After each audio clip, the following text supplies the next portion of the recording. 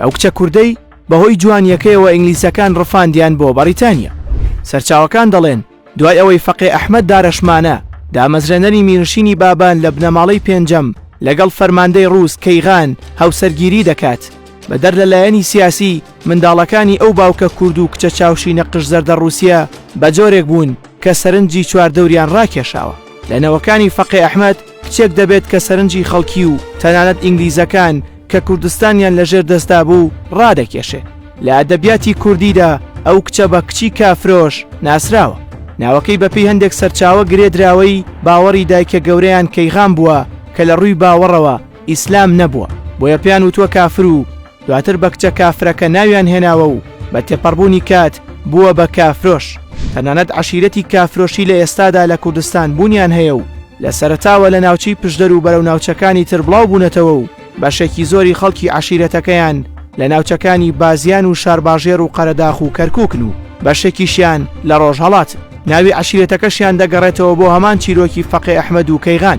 بنەماڵەی ئەو کچە ڕوو دەکەنە ڕۆژهەڵاتی کوردستان و لە ژێردەستی سمکۆی شکاکدا باوکی کچی کافرۆش دەبێت بە فەرماندە لە سوپای سمکۆی شکاک. سەرچاوەکان و گێڕانەوەکان لە ناو کورددا زۆرن، ئەمە سەرباری ئەوەی کە هەمان چیرۆک تورک، فارس، ئەفغان و عەرەبدا هەیە و چیرۆکەکە دەگێڕنەوە بۆ خۆیان.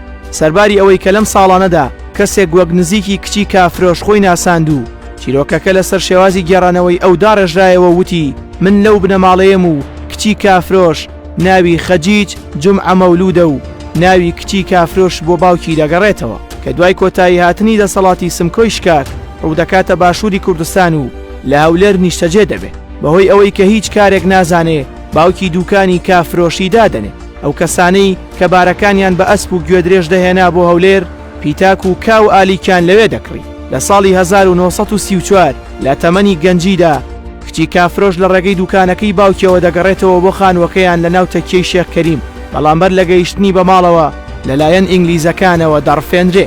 دوای ڕفاندنی باوکی ئاگادار دەکرێتەوە کە لەلایەن ئینگلیزەکانەوە ڕفێنراوە. لەو کاتەدا لاگەڕەکی تەعجیلی شاری هەولێر لە دادگای جوولەکەکان سکاڵا تۆمار دەکات. دواتر ئاگادار دەکرێتەوە کە ئەم کچە بردراوە بۆ بەریتانیا. گێڕانەوەکان لە ناو کورددا زۆرن، ئەمە سەرباری ئەوەی نەتەوەکانی تریژ هەمان چیرۆکیان هەیە، بەڵام هیچ یەکێک لەم گێڕانەوانە نقطەی کۆتاییان بۆ دانەنراوە و دەرگاکەی لە بەردەم توێژەراندا دانەخستووە. ئەم بەسەرهات و چیرۆکی کچی کافرۆشە لە ناو گۆرانی کوردیدا دەنگی داوەتەوە و بەردەوام لەلایەن هونەرمەندانەوە وتراوە و کورد بە کۆی گێڕانەوەکانی خۆی بە خاوەنی 36 دوای تێپەڕینی 2 ساڵ بەسەر ڕفاندنیدا وێنەی کچی کافرۆش با تەواوی کوردستاندا بڵاو دەبێتەوە. ناوبانگی کچی کافرۆش لە ناو کووردا وەک هەمان ئەو ناوبانگەیە کە مۆنالیزا هەیەی.